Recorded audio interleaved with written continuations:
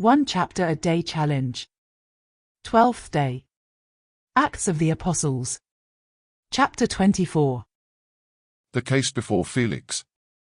5 days later the high priest Ananias came down with some of the elders and an advocate named Tertullus, and they laid information against Paul before the governor.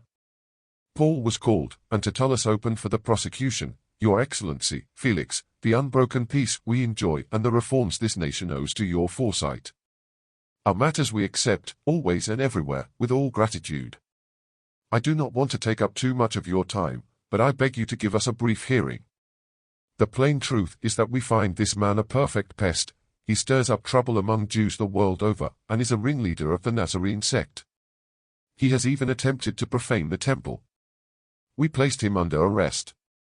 But the tribune Lysias intervened and took him out of our hands by force, ordering his accusers to appear before you. If you ask him, you can find out for yourself the truth of all our accusations against this man.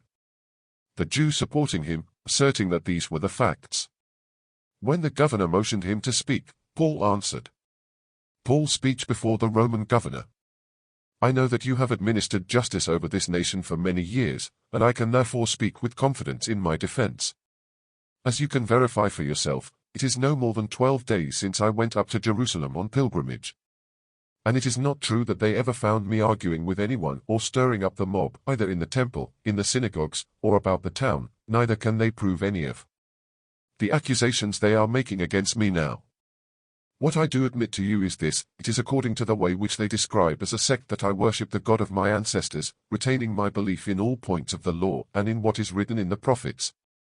And I hold the same hope is in God as they do, that there will be a resurrection of good men and bad men alike. In these things, I, as much as they, do my best to keep a clear conscience at all times before God and man. After several years I came to bring alms to my nation and to make offerings. It was in connection with these that they found me in the temple. I had been purified, and there was no crowd involved, and no disturbance. But some Jews from Asia, these are the ones who should have appeared before you and accused me of whatever they had against me. At least let those who are present say what crime they found me guilty of when I stood before the Sanhedrin. Unless it were to do with this single outburst, when I stood up among them and called out, "It is about the resurrection of the dead that I am on trial before you today." Paul's captivity at Caesarea. At this, Felix, who knew more about the way than most people, adjourned the case, saying, "When Lysias the tribune has come down, I will go into your case." He then gave orders to the centurion that Paul should be kept under arrest but free from restriction, and that none of his own people should be prevented from seeing to his needs. Some days later Felix came with his wife Drusilla, who was a Jewess. He sent for Paul and gave him a hearing on the subject of faith in Christ Jesus. But when he began to treat of righteousness, self-control, and the coming judgment, Felix took fright and said, "You may go for the present, I will send for you when I find it convenient." At the same time he had hopes of receiving money from Paul, and for this reason he sent for him frequently and had talks with him.